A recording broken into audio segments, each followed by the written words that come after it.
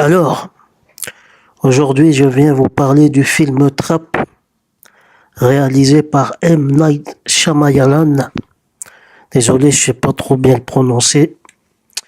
Avec Josh Hartnett dans le rôle titre. Nous avons aussi la fille de ce réalisateur-là et lui-même qui joue dans le film. Léa va vous lire le synopsis. 30 000 spectateurs. 300 policiers. Un tueur. Cooper, père de famille et tueur en série, se retrouve pris au piège par la police en plein cœur d'un concert. S'échappera-t-il? Alors, qu'est-ce que j'ai à dire sur ce film? J'ai pris mon pied en le regardant.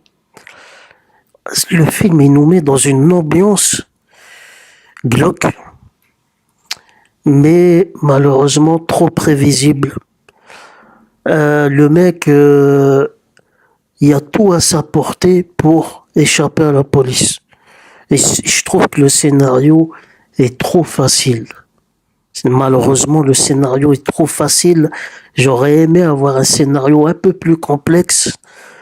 Quand même pas un scénario à la Christopher Nolan quand même, mais un scénario que le protagoniste, avoir un peu plus de mystère dans le film, parce que on vous dit directement que c'est lui.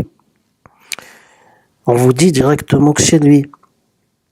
Et faut savoir que ce film est adapté d'un fait réel qui s'est réalisé en 1985, qui s'est produit en 1985. Voilà. Josh Hartnett est bon. La fille de M. Night Shyamalan, alors elle, je sais pas, je suis tombé sous son charme. Elle a des airs, elle a 28 ans, elle est un peu plus jeune que moi. On a 7 ans d'écart. Mais vraiment, qu'est-ce qu'elle est mignonne, celle-là. Malheureusement, je l'ai vue en version québécoise. J'avais le Blu-ray dans mes mains. Je l'ai pas pris. Je l'ai reposé. Je me suis dit, il faut que je regarde le film avant. Le film, malheureusement, finit d'une façon... Le mec, il enlève ses menottes et le film finit. Il enlève ses menottes dans la camionnette de police. Voilà. Des fois, je me disais que ça ressemblait un peu à un téléfilm au niveau du scénario. Voilà. N'empêche que Josh Hartnett est pas mal. Et il y a une anecdote que j'ai appris, c'est que ce film-là est encore un croisement avec Splits et Incassable. C'est-à-dire M. Night Shyamalan veut introduire un nouveau personnage dans ces films-là. Donc je pense que dans Trap, mais je crois que dans Glass, ils meurent tous. Bref, moi j'ai pensé à ça parce que la façon dont la police l'attrape à la fin du film, on le fait montrer comme un invincible, quoi. Il arrive à tenir tête au taser, alors que dans la vraie vie, normalement, il serait mort depuis longtemps. 3-4 personnes sur lui avec un taser, il serait mort depuis longtemps. N'empêche que le mec, il est sans scrupule. Il peut d'un côté aider les gens, et d'un autre côté, il y a une scène qui m'a frappé. C'est quand il part dans une friterie, voilà.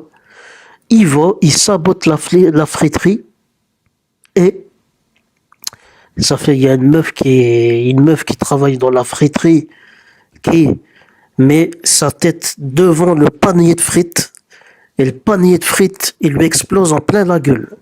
Alors là, il faut être vraiment sans scrupule pour faire des choses comme ça. Et d'un autre côté, il y a une gamine qui a fait un malaise dans le concert et il lui a sauvé la vie. Donc je comprends pas, ce mec-là, il est bipolaire. D'un côté, il fait le mal et d'un autre côté, il sauve des gens, etc. Donc moi, je ne comprends pas sa façon de fonctionner, ce mec. N'empêche, bon, il y a aussi une scène qui m'a fait rire, c'est quand il va voir la meuf qui a fait le concert et lui dit, bon, c'est moi maintenant. Maintenant, prends-moi dans ta limousine pour qu'on se barre, sinon lui, il va mourir, etc. Lui, il l'emmène dans sa maison. Voilà, il l'emmène dans sa maison et elle commence à lui faire, elle lui prend son téléphone, elle part dans les toilettes pour essayer de communiquer avec la personne qui est en otage. J'ai vraiment aimé ce film-là, voilà. Après, il y a une part de mystère dans ce film-là. J'aurais aimé avoir un film où on découvre les origines de ce mec-là, voilà. Parce qu'il y a aussi une profiler qui est dans le film, mais bah, c'est un mystère. Celle-là, voilà, c'est un grand mystère. Et j'ai l'impression que ce personnage-là, on a voulu faire un personnage à la Michael Myers parce que la profiler, elle le connaît comme deux gouttes d'eau. Elle sait comment il fonctionne, etc. Elle le connaît. Et ça m'a fait penser au personnage de Donald Pleasance dans Halloween. Voilà, Docteur Loomis, je crois qu'il s'appelle, si je me trompe pas. Si je me trompe pas, je crois qu'il s'appelle comme ça. Et ça m'a fait penser à ça. Et moi, je me suis dit, peut-être que ce mec-là, il veut faire ce film-là pour introduire un nouveau personnage dans la saga Split, c'est incassable. Voilà, Bruce Willis, Samuel L. Jackson, James McAvoy et maintenant Josh Hartnett. Peut-être, mais je crois qu'ils meurent tous dans Glace, si je me trompe pas. Parce qu'il y a longtemps que je l'ai pas vu. Je sais pas. Je sais pas, peut-être j'ai pensé à ça.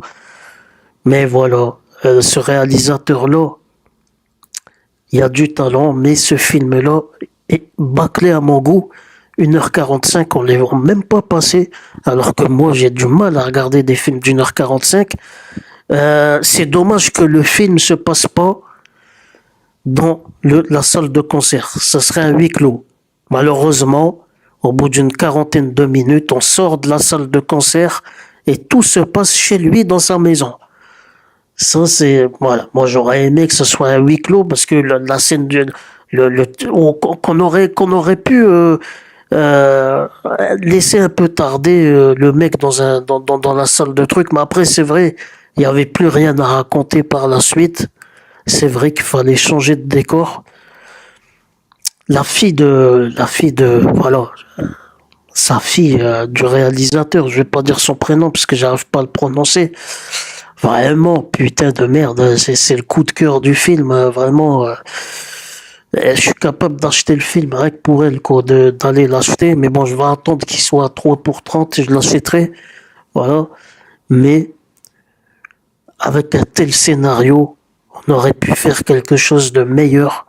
J'ai été déçu par la prévisibilité du scénario, voilà, qui est trop faible à mon goût. Et si on vous fait une fin comme ça ou qui enlève ses menottes, ça veut dire que il part. Il y aura une suite. Voilà, il y aura une suite. Et peut-être qu'il va s'échapper du camion de police. J'en sais rien. L'avenir nous dira ce qui se passera. Mais vraiment, Josh Hartnett, on l'avait pas vu depuis très très longtemps. On l'avait pas vu depuis Hollywood Homicide.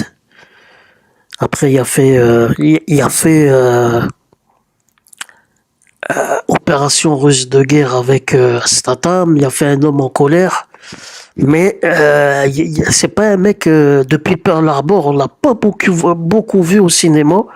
Voilà, il est resté longtemps, il est resté très longtemps en dehors des projecteurs. Voilà. Et voilà que ce réalisateur propose un rôle à ce mec-là. Moi, peut-être que j'aurais vu un autre mec pour faire le rôle. Voilà, on aurait pu mettre quelqu'un d'autre, quelqu'un de plus, parce que Josh Hartnett, quand on le regarde physiquement, c'est un rigolo. C'est un rigolo, c'est pas un mec qui est capable de, je l'ai rarement vu en psychopathe, sauf dans Sin City. Mais c'est un rigolo. D'habitude, Jean Charnette, et c'est vrai qu'il y a beaucoup de comédie dans le film, malheureusement. Alors, il y a le film aussi, moi j'aurais aimé un pur thriller, quoi.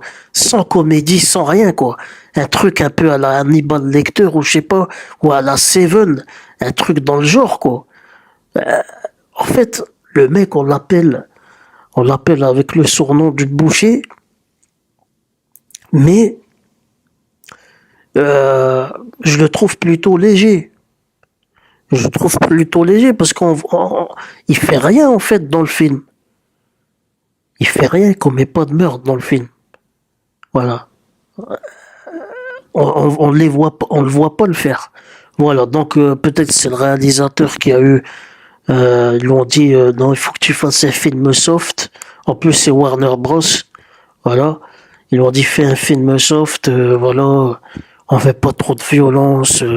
S'il y a trop de violence, après on va étiqueter le film interdit au moins de 16 ans, etc. Je le trouve, c'est même pas un film violent. C'est pas violent comme film, hein. Tout est suggéré, voilà. C'est pas quelque chose de violent. Je vais m'en arrêter là, voilà. J'ai assez parlé. Je voulais sortir du silence pour parler de ce film-là. Voilà. Voilà. Merci de m'avoir suivi et salut à tous.